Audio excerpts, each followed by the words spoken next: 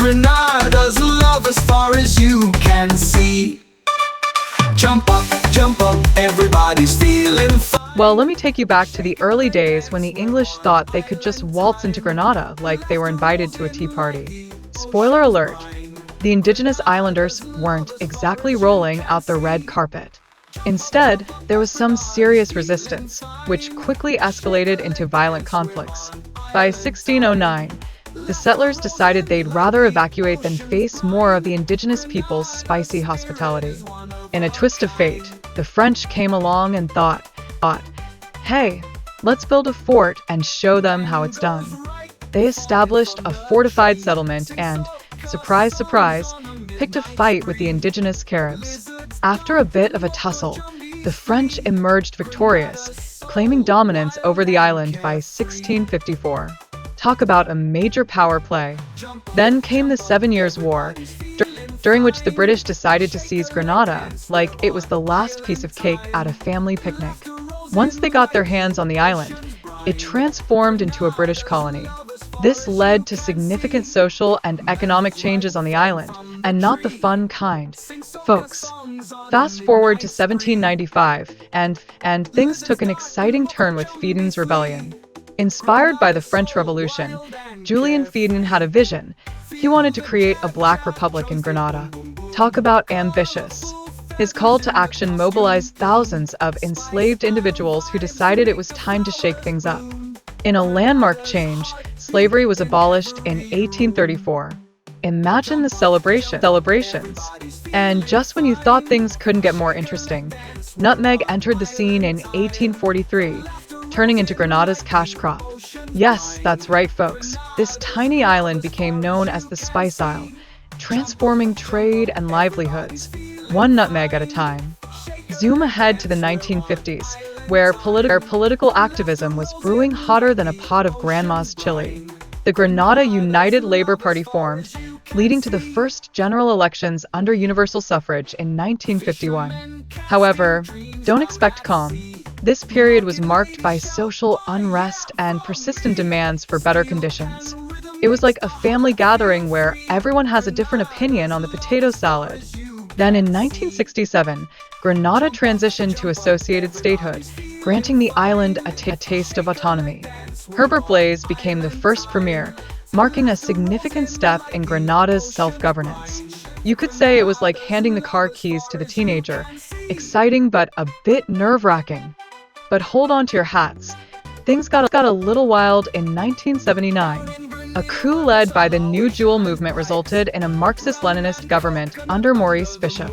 They were making friends with communist nations like they were collecting baseball cards, which influenced Grenada's politics both inside and outside the island. Then came the U.S. invasion in 1983, dramatically dubbed Operation Urgent Fury. The U.S. was worried about Soviet influence in Grenada and thought, let's swoop in and save the day.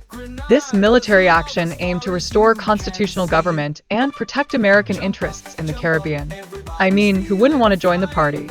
Nicholas Braithwaite stepped in as Prime Minister, leading Grenada through a transitional phase and establishing a new interim government. His leadership was key in organizing subsequent elections, kind of like being the adult in the room during a rowdy family game night. In 1987, the National Democratic Congress was formed, marking a significant political shift and indicating growing opposition to the ruling NNP. This split was like watching your favorite band break up. Everyone was surprised, and the political landscape in Grenada was evolving. Finally, from 2000 to 2002, a Truth and Reconciliation Commission was established, aiming to address past injustices. It was like a family therapy session for Grenada, reflecting the society's desires for healing and acknowledgement of historical grievances. Finally, they were ready to confront those dusty old skeletons and start mending fences.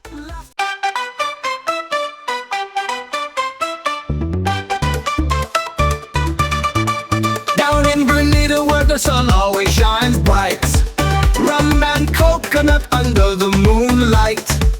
People move so smooth like a carnival night. Life is a wave, let's surf it alright. Fishermen casting dreams out at sea. market ladies shout, buy yam from me. Steel pan rhythm makes the heart feel free. Grenada's love as far as you can see. Jump. Once upon a time in the 18th century, St. Vincent wasn't just a sunny holiday destination. It was a pirate's paradise. Yes, you heard that right. Even the infamous Blackbeard thought it was a great place to hang his hat. Talk about having a rebellious Airbnb experience. This colorful history of swashbuckling adventurers adds a sprinkle of intrigue to the island's cultural mix, attracting wannabe pirates and families alike. Now, let's talk about the geography of St. Vincent, where Mother Nature went all out. Picture this: lush green mountains that are practically begging you to hike them, and idyllic beaches that would make even the grumpiest sunbather crack a smile. The island boasts a central mountain range and valleys, offering backdrop views that are truly Instagram-worthy. Just remember to bring your camera and maybe some snacks for that hike. And speaking of gorgeous landscapes, let's not forget the Grenadine Islands. Now, these little beauties are flatter than a pancake on a diet, thanks to their coral bases. It's like nature decided to give us a 2-for-1 deal. Towering mountains on one side and stunning, beachy relaxation on the other. It's the perfect combo for families who can't decide between adventure and lounging. When it comes to the people of St. Vincent, it's like a family reunion from different backgrounds. Around 66% of the population traces its roots back to African slaves, while 19% are of mixed race, creating a diverse melting pot of cultures. It's like they took a pinch of this, a dash of that, and stirred it all together to form a delightful cultural stew that everyone can enjoy. Religion? Oh, it's a big deal here.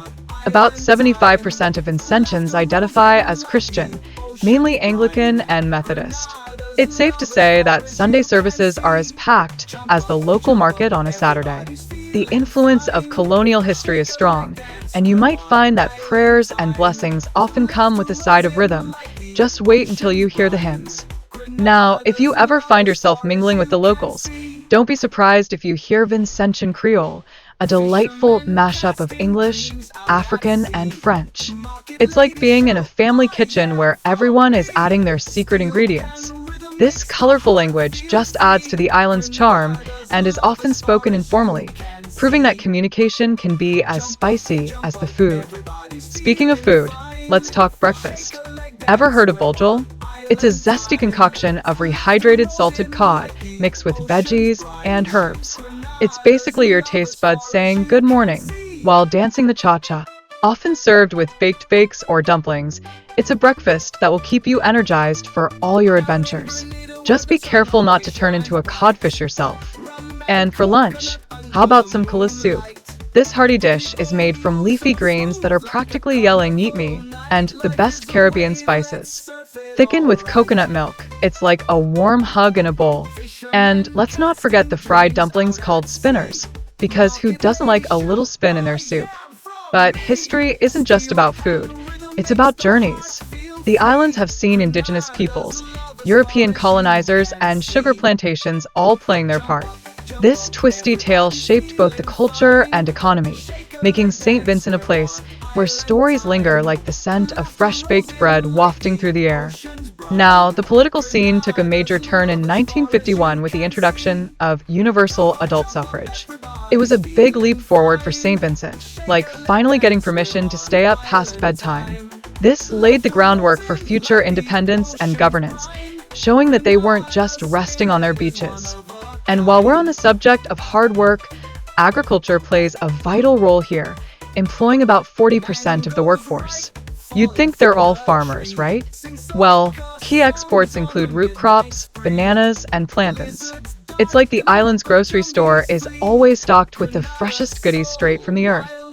Of course, tourism is another big slice of the pie, welcoming over 75,000 visitors annually. With the expansion of the international airport, you can expect more high-end tourists arriving. They're hoping to catch a glimpse of that pirate paradise lifestyle, and who could blame them? A sunny getaway sounds like a dream come true, right? St. Vincent and the Grenadines are not just about stunning views.